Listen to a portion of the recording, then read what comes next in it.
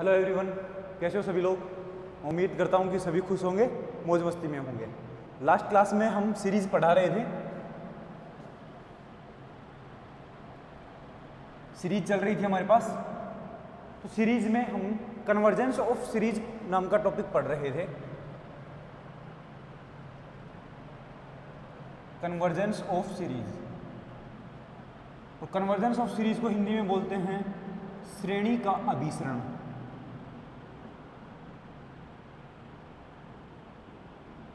श्रेणी का अभिसरण। तो श्रेणी का अभिसरण में हमने क्या किया था कि अगर हमारे पास कोई भी एक सीरीज दे रखी है, एक श्रेणी दे रखी है, तो उस सीरीज को या उस श्रेणी को हमें कन्वर्जेंट दिखाना है तो क्या प्रॉपर्टीज होनी चाहिए, या फिर मैं ऐसा बोल सकता हूँ कि क्या प्रॉपर्टी लगे या उसकी क्या विशेषताएं होंगी कि वो कन्वर्जेंट सीक्वेंस बने, कन्वर्जेंट सीरीज बने, उसके बाद डाइवर्जेंट सीरीज बने, ऑक्सीलेट सीरीज बने, ऐसे टाइप की हमारे पास। तो मैंने बताया था आपको क्या कि समेशन एक्स एन के दे रखा है, सीरीज दे रखी है। अगर n is equal to 1 to infinity इसकी वैल्यू l आती है, या फिर हमने इसी को क्या बोला था कि ये क्या होता है, limit n tends to infinity summation k is equal to 1 to n x के होता है। और इसी को हम क्या लिखते हैं, limit n tends to infinity. और ये हमारे पास क्या बनता है, Sn बनता है। फर्स्ट n टर्म्स का सम, प्रथम n पदों का योग क्या बनता है, Sn बनता है। ठीक है, तो Sn हमारे पास क्या बनेगा, ये तो मैंने कहा था कि अगर या तो आप कंप्लीट Xn सीरीज का सम निकाल लो, योग निकाल लो, या फिर Sn निकाल करके उसमें लिमिट रख दो, उसकी वैल्यू अगर L आती है तो मैं बोलूँगा अगर L हमारे पास कैसा है, फाइनाइट है एंड यूनिक है, परिमित है और अद्वितीय है, तो सीरीज Xn कैसी मिलेगी, कन्वर्जेंट मिलेगी, अभिसारी मिलेगी। अगर L की वैल्यू हमारे पास क्या मिलती है, इनफाइनाइट या फिर माइनस इन्फिनिटी मिलती है, तो मैं बोलूँगा सीरीज Xn कैसी होती है, डाइवर्जेंट होती है। और अगर L हमारे पास क्या मिलता है, फाइनाइट मिलता है बट नॉट यूनिक, परिमित तो मिलता है लेकिन यूनिक नहीं मिलता है, अद्वितीय नहीं मिलता है, तो मैं क्या बोलूँगा, series summation Xn is oxalate finite, oxalate finite. और अगर L की वैल्यू हमारे पास क्या बन जाती है, नॉट फाइनाइट, फाइनाइट भी नहीं बनती है एंड नॉट यूनिक। और अगर यूनिक भी नहीं बनती है, यूनिक और फाइनाइट दोनों ही नहीं बनती, तो मैं क्या बोलूँगा, समेशन Xn जो सीरीज बनेगी वो क्या बनेगी, summation Xn is oxalate infinite. Oxalate infinite मतलब अपरिमित दोनली, परिमित दोनली, डाइवर्जेंट मतलब है अपसारी, और कन्वर्जेंट मतलब होता है अभिसारी।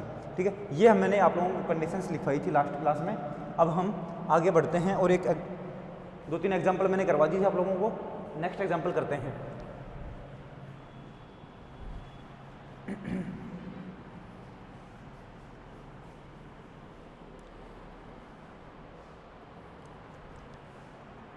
एग्जाम्पल है next, Xn is equal to 1 upon n into n plus 1।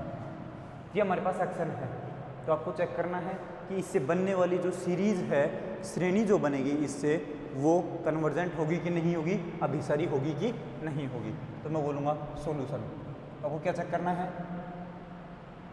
Check the convergence of the series.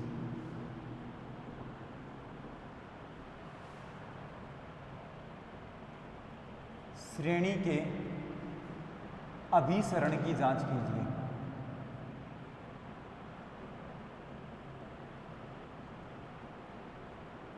श्रेणी के अभिसरण की जांच कीजिए। अब देखना, श्रेणी का अभिसरण के लिए मैं क्या निकालूंगा, पहले Sn निकाल लूंगा। Sn के ऊपर limit n tends to infinity रखूंगा तो वैल्यू जो मिलेगी L मिलेगी। अब L की वैल्यू आगे चेक करूंगा कि क्या मिल रही है, उसके अकॉर्डिंग मैं बताऊंगा कि अभिसारी है कि अपसारी है। तो यहाँ पर बोलूँगा मैं यहाँ या फिर here Xn is equal to कितना है, 1 upon n into n plus 1 है। इसको देखना मैं क्या लिख सकता हूँ, इसको ये लिख सकता हूँ क्या, 1 upon n minus 1 upon n plus 1। देखना चेक कर रहा हूँ वापस, ये बनेगा क्या, एलसीएम क्या आएगा, n इंटू एल प्लस 1। ठीक है, ये हमारे पास क्या बना, एलसीएम बन गया। इधर क्या बनेगा n+1 और इधर क्या बनेगा माइनस का n, तो n से n कैंसिल होगा तो वापस से 1/n इंटू n+1 ही बना क्या, बिल्कुल बना। तो मैं इस वाले को ये लिख सकता हूँ क्या, बिल्कुल लिख सकता हूँ। तो अब देखना आगे, अब हमें चाहिए क्या, x1 निकालो, क्या बनेगा 1/1 माइनस 1/2, 1/1 माइनस 1/2 ये बनेगा। तो वैल्यू क्या बनेगी 1 माइनस 1/2 बना। x2 इक्वल टू क्या बनेगा, x2 में मतलब n की जगह 2 और यहाँ पर 2 रखूँगा तो क्या बनेगा 1/2 माइनस 1/3। x3 क्या बनेगा 1/3 माइनस 1/4। ऐसे ही हमारे पास xn क्या बनेगा 1/n माइनस 1/n+1। ये हमारे पास आया है। अब बोलोगे ये क्यों निकाला हमने, भाई साहब Sn निकालने के लिए निकाला है ये सब कुछ। तो मैं बोलूँगा बताना नाउ। अब S1 इक्वल टू क्या बनता है, x1 बनता है, और x1 कितना आया था 1 माइनस 1/2 आया था। S2 क्या बनेगा, x1 प्लस x2 बनता है, वो क्या बनेगा, x1 तो कितना था 1 माइनस 1/2 था, प्लस x2 कितना है, x2 ये रहा 1/2 माइनस 1/3। देखना 1/2 से 1/2 कट गया क्या, हाँ, तो वैल्यू कितनी बची 1 माइनस 1/3 बचा। ओके, नेक्स्ट हमें देखना है, अब यहाँ पर देखते हैं S3 क्या बनेगा, S3 इक्वल टू बनेगा x1 plus x2 plus x3, और इसकी वैल्यू कितनी होती है बताना। x1 की वैल्यू है 1 माइनस 1/2, x2 की वैल्यू कितनी है 1/2 माइनस 1/3, और x3 की वैल्यू कितनी है 1/3 माइनस 1/4। तो ये 1/2 से 1/2 कैंसिल हो जाएगा, 1/3 से 1/3 कैंसिल आउट हो जाएगा, तो वैल्यू कितनी बचेगी 1 माइनस 1/4। ये बचा है S3। अब देखना आप लोग सीधा सीधा हिसाब लगा सकते हैं कि Sn क्या बनेगा, Sn इक्वल टू क्या बनेगा x1 plus x2 plus xn, ये बनेगा क्या, यहाँ पर चेक करना x1 कितना बनेगा 1 minus 1/2 plus 1/2 minus 1/3 plus 1/3 minus 1/4 plus so on, और आगे 1/n माइनस 1/n+1, ये बनेगा क्या। 1/2 से 1/2 कैंसिल हो गया, 1/3 से 1/3 कैंसिल हो गया, 1/4 से आगे 1/4 कैंसिल हो जाएगा, आगे वैल्यू बढ़ती चलेगी 1/n, पीछे वाले 1/n से कैंसिल हो जाएगा, तो सिर्फ क्या बचेगा हमारे पास, ये बचेगा 1 माइनस 1/n+1, ये बचेगा Sn। आप बोलोगे क्या सही है ये, अभी देख लेते हैं। S1 में क्या बनेगा 1 माइनस 1/2, तो 1 तो है सब में ही, ठीक है। S1 में क्या बनेगा देखना 1/2 है, S2 में यहाँ पर 1/3 है, और S3 में कितना है यहाँ पर 1/4 है। इसका मतलब S5 में क्या मिलेगा, सॉरी हमारे पास S3 में क्या है यहाँ पर 1/4 है, तो मैं बोलूँगा S4 में क्या मिलेगा, यहाँ पर 1/5 मिलेगा, S10 में क्या मिलेगा, यहाँ पर 1/11 मिलेगा, और Sn में क्या मिलेगा, यहाँ पर 1/n+1 मिलेगा। इसका मतलब सही है ये, Sn हमारा सही है। अब Sn आ चुका है, तो Sn आते ही मैं क्या बोलूँगा, लिमिट लगानी है किसके ऊपर, नाउ हमें चेक करनी है limit n tends to infinity Sn की वैल्यू, तो limit n tends to infinity Sn क्या है हमारे पास 1 माइनस 1/n+1 है। लिमिट लगाऊंगा तो क्या बनेगा, ये तो 1 माइनस इसके ऊपर लिमिट लगाऊंगा तो limit n tends to infinity मतलब 1/0, सॉरी 1/इन्फिनिटी, 1/इन्फिनिटी क्या होता है 0 होता है, तो वैल्यू कितनी आई 1 आई। अब बताओ ये फाइनाइट है क्या, बिल्कुल फाइनाइट है, एंड यूनिक भी है क्या, बिल्कुल यूनिक है, तो ये क्या बनेगा फाइनाइट एंड यूनिक। जब limit n tends to infinity limit n tends to infinity Sn की वैल्यू फाइनाइट और यूनिक आती है, तो गिवन सीरीज जो होती है, जो सीरीज हमें दे रखी है वो कैसी मिलती है, कन्वर्जेंट मिलती है। तो मैं क्या बोलूँगा, so series Xn n equal to 1 to infinity is convergent. कैसी मिलेगी, अभिसारी मिलेगी, अभिसारी, ठीक है। ये हमारे पास सीरीज का क्वेश्चन, इस तरीके से हमें करना होता है कि सीरीज कन्वर्जेंट है कि डाइवर्जेंट है। बात समझ में आ गई होगी। चलो एक दूसरा क्वेश्चन और करते हैं हम, इसको लिख लेना सभी लोग।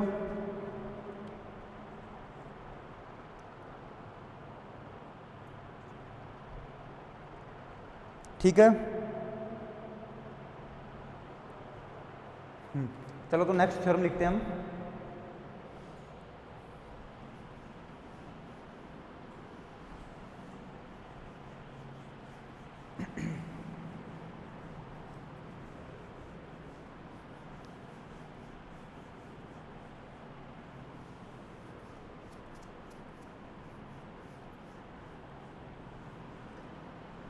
नेक्स्ट थ्योरम लिखते हैं, या फिर नोट बोल सकते हैं आप इसको। क्या बनेगा हमारे पास? Let summation x n n is equal to 1 to infinity b n infinite series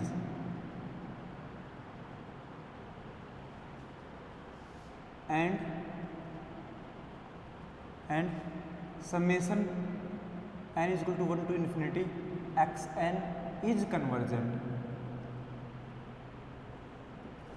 then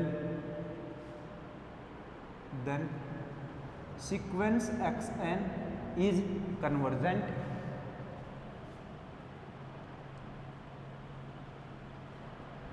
and converges to 0। Theorem क्या है, हिंदी में लिख देता हूँ। यदि summation n equal to 1 to infinity x n एक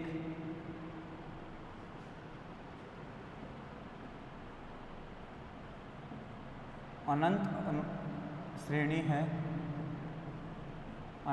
है तथा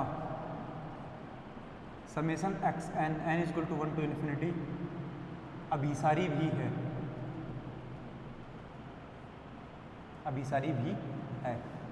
तब अनुक्रम एक्स एन एक अभिसारी अनुक्रम मिलता है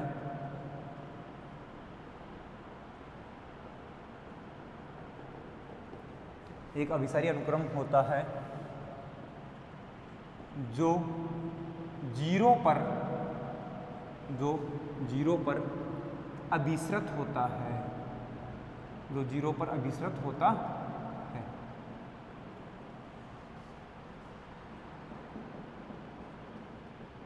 जो जीरो पर अभिसृत होता है, क्या मतलब है देखना एक बार। हम देखते हैं summation x n n equal to 1 to infinity, ये जो सीरीज दे रखी है कैसी दे रखी है हमारे पास? इन्फिनिट सीरीज दे रखी है। पहली बात तो इन्फिनिट तो यहाँ पर है, ठीक है, तो मैं बोलूँगा कैसी दे रखी है हमें? कन्वर्जेंट दे रखी है। कन्वर्जेंट का मतलब क्या है कि अगर इसका एसओपीएस निकालूंगा तो उस एसओपीएस के ऊपर लिमिट जो लगाऊंगा एस एन के ऊपर लिमिट लगाऊंगा, लिमिट लगाने पर एस एन की वैल्यू क्या बन जाएगी? हमारे पास कोई फाइनाइट वैल्यू बनेगी, सही है।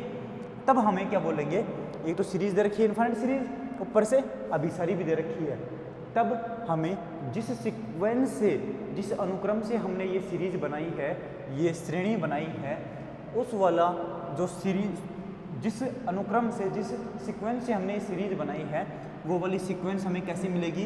कन्वर्जेंट मिलेगी और जीरो पर कन्वर्ज करने वाली मिलेगी। इसका मतलब क्या है? सीक्वेंस कन्वर्जेंट का मतलब क्या होता है? इसका मतलब ये है कि दैट इज इसका मतलब है कि हमें limit n tends to infinity x n की वैल्यू क्या मिलेगी? जीरो मिलेगी। क्या मतलब इसका? अगर सीरीज इन्फिनिट सीरीज है और साथ में अभिसारी सीरीज है, कन्वर्जेंट सीरीज है, तब वो जिस अनुक्रम से बनी है, जिस सीक्वेंस से बनी है, वो वाली सीक्वेंस कन्वर्जेंट सीक्वेंस होगी। कहाँ पर कन्वर्ज होगी? जीरो पर कन्वर्ज होगी। अब कन्वर्ज का मतलब क्या होता है कि उसके ऊपर अगर मैं limit n tends to infinity लगाऊं तो उसकी वैल्यू क्या मिलेगी? जीरो मिलेगी, तभी तो जीरो पर कन्वर्ज होगी। तो मैं क्या बोलूँगा, हमारे पास एक्स एन सीक्वेंस कहाँ पर कन्वर्ज होगी? जीरो पर कन्वर्ज होगी। इसका मतलब limit n tends to infinity x n की वैल्यू कितनी आएगी? जीरो आएगी। तो मैं यहाँ पर लिख देता हूँ, that is if series x n n is equal to 1 to infinity is convergent, then आपको क्या मिलेगा? Sequence x n is convergent and limit n tends to infinity x n की वैल्यू क्या मिलेगी? जीरो मिलेगी। ये मिलेगा। अगर आपके पास सीरीज कन्वर्जेंट है तो सीक्वेंस कन्वर्जेंट मिलेगी और जीरो पर कन्वर्ज होगी, ठीक है। लेकिन इसका उल्टा सही नहीं है। कहीं आप ऐसा बोलना चाहो कि अगर हमारे पास कोई सीक्वेंस है वो कन्वर्जेंट है और जीरो पर कन्वर्ज हो रही है तो ये जो सीरीज मिलेगी ये भी कन्वर्जेंट मिलेगी, ऐसा कोई ज़रूरी नहीं है, ठीक है। समझ में आ गया? तो ये भी नोट लिख देता हूँ मैं। एक तो बन गया ये वाला नोट, दूसरा बन गया if sequence x n is convergent and limit n tends to infinity x n is equal to 0, then series n is equal to 1 to infinity x n need not be convergent. क्या मतलब आया? अगर series convergent है तब पक्का आपको sequence convergent मिलेगी और उसकी लिमिट 0 मिलेगी। अगर हमारे पास सीक्वेंस कन्वर्जेंट है और उसकी लिमिट 0 मिल रही है तो हम उल्टा नहीं कह सकते हैं कि सीरीज भी कन्वर्जेंट मिलेगी। अगर सीरीज कन्वर्जेंट है तो सीक्वेंस कन्वर्जेंट मिलेगी और 0 पर कन्वर्ज होगी, लेकिन अगर सीक्वेंस कन्वर्जेंट है 0 पर कन्वर्ज कर रही है तो हम उल्टा नहीं बोल सकते हैं कि सीरीज भी कन्वर्जेंट होगी, ऐसा हम नहीं कह सकते हैं। Need not B. नेक्स्ट है हमारे पास if either sequence xn is not convergent or limit n tends to infinity xn is not equal to 0, then series n is equal to 1 to infinity xn is not convergent। क्या मतलब है? अगर या तो आपके पास sequence convergent ना मिले या फिर उसकी लिमिट है वो 0 पर कन्वर्ज होने वाली ना मिले, मतलब उसकी लिमिट 0 ना मिले, इन दोनों में से कोई एक भी होता है तो मैं बोलूँगा जो सीरीज है वो कन्वर्जेंट नहीं मिलेगी। ठीक है, नेक्स्ट देखना, if series x n n is equal to 1 to infinity is not convergent,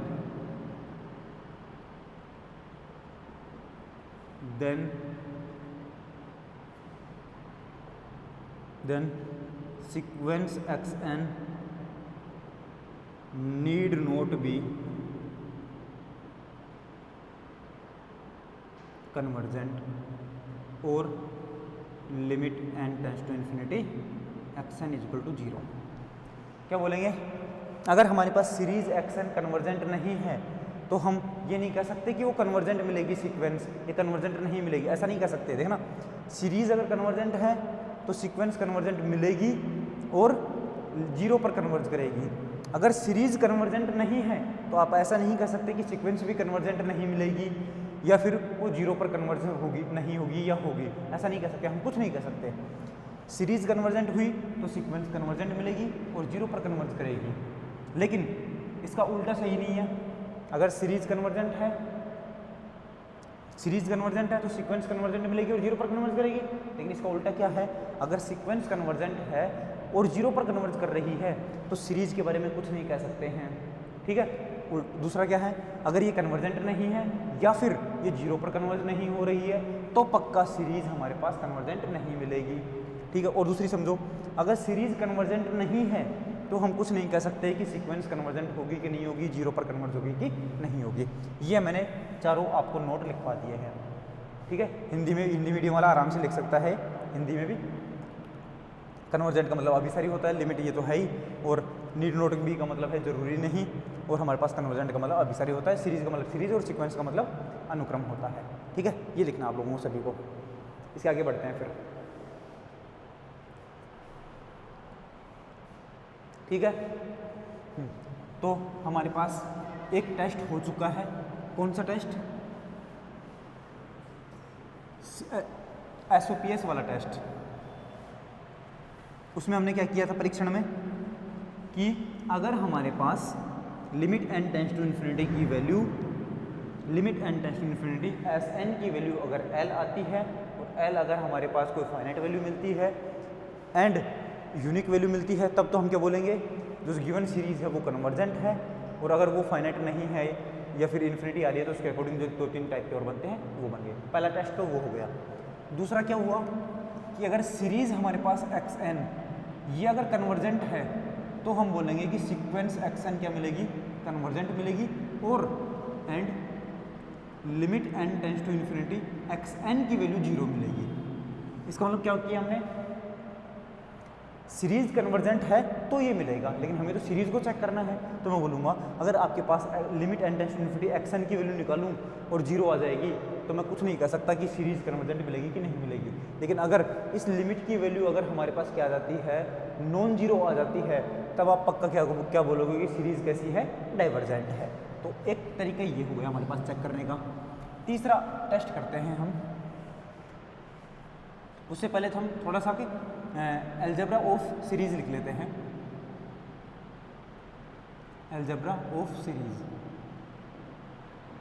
algebra of series का मतलब क्या है, देखना, if series x n n equal to 1 to infinity and series y n equal to 1 to infinity are convergent series and converges to L1 and L2 respectively, then summation xn plus yn, दोनों को अगर मैं जोड़ दूं तो क्या value मिलेगी हमें, वो मिलेगी लिमिट L1 प्लस L2 मिलेगी। Second, summation n is equal to 1 to infinity xn minus yn, तो लिमिट क्या मिलेगी L1 माइनस L2। थर्ड है हमारे पास summation n is equal to 1 to infinity xn multiply by yn, इसकी limit निकालूंगा क्या मिलेगी L1 इंटू L2 मिलेगी।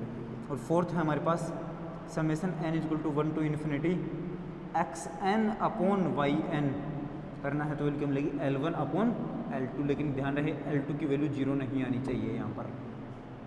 ये है, हिंदी में लिख देता हूँ एक बार के लिए मैं। यदि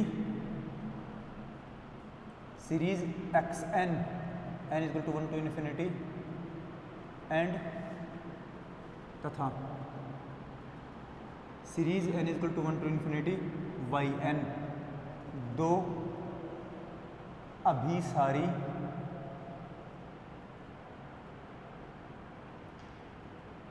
श्रेणी है तथा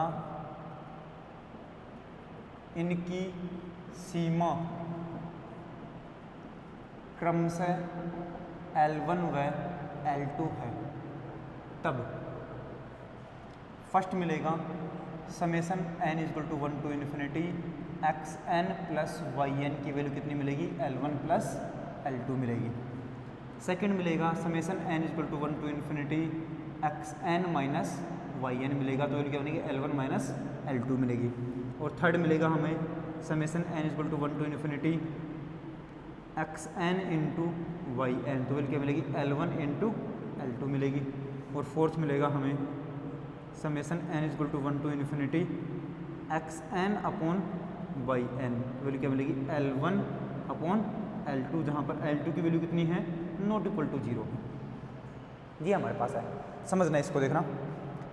अगर xn और yn दोनों ही कन्वर्जेंट सीरीज हैं, अभिसारी अनुक्रम है, तथा L1 और L2 हमारे पास कैसी हैं, ये लिमिट आ रही है हमारे पास।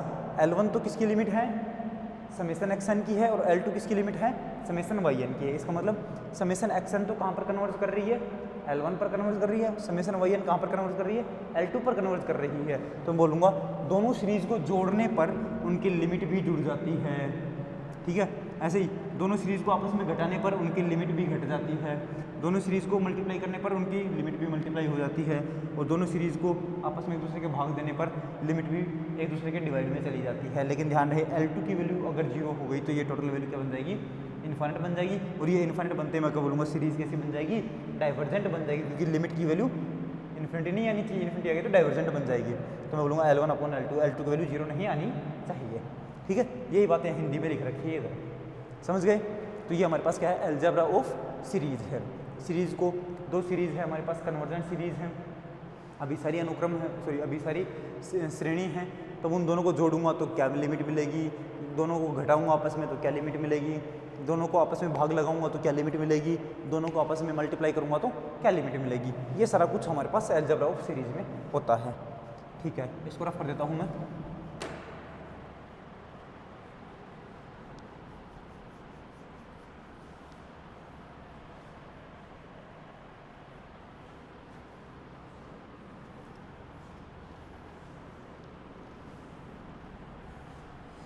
नेक्स्ट बात करते हैं कंपैरिजन टेस्ट। नेक्स्ट जो हमारे पास टेस्ट है वो है कंपैरिजन टेस्ट।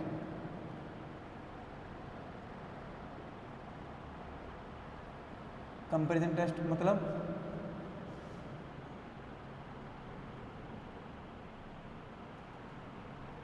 तुलनात्मक परीक्षण।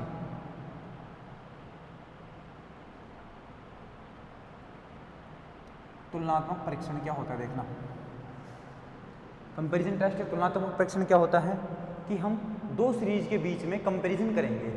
एक सीरीज है समेशन xn, दूसरी सीरीज है समेशन yn, दोनों के बीच में कंपैरिजन करेंगे, तुलना करेंगे, तो देखते हैं वैल्यू क्या बनती है। तो मैं बोलता हूँ let summation xn n is equal to 1 to infinity and summation yn n is equal to 1 to infinity is are two series and xn is less than equal to yn।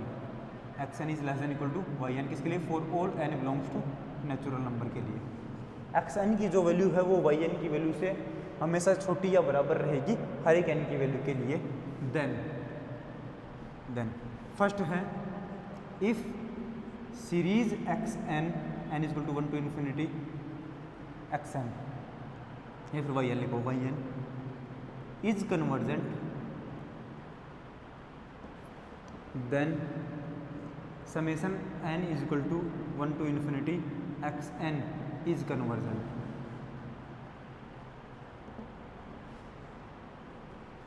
Second है if series n is equal to 1 to infinity xn is convergent then series n is equal to 1 to infinity yn need not be convergent.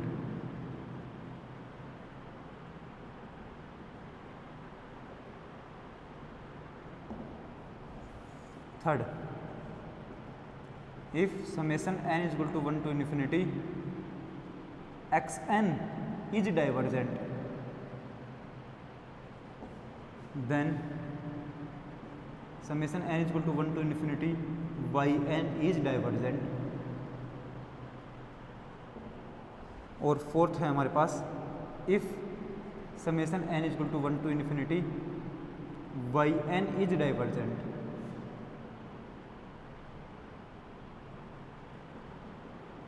then summation n is equal to 1 to infinity xn need not be convergent।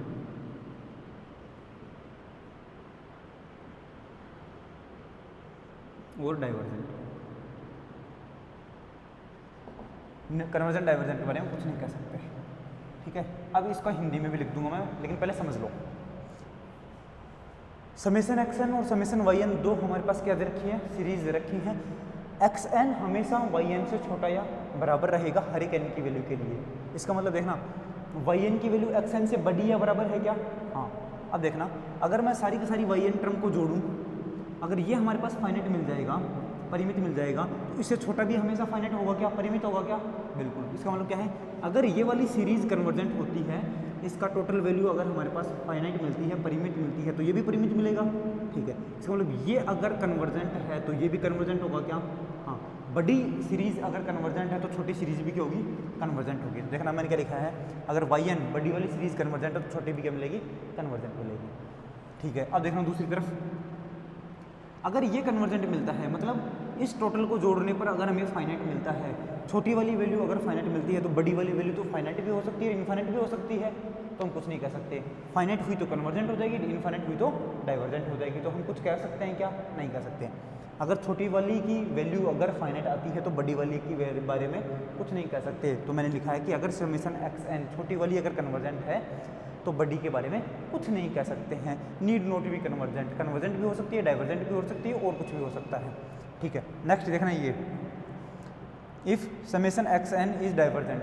अब देखना अगर ये छोटी वाली ही ये अगर divergent है, मतलब इसकी वैल्यू ही अगर हमारे पास इन्फिनिटी बन गई है, तो बताना बड़ी वाली भी इन्फिनिटी बनेगी क्या? पक्का, बिल्कुल। अगर छोटी वाली की वैल्यू ही इन्फिनिटी आ रही है तो बड़ी वाली भी क्या बनेगी? इन्फिनिटी ही बनेगी। मैं बोलूँगा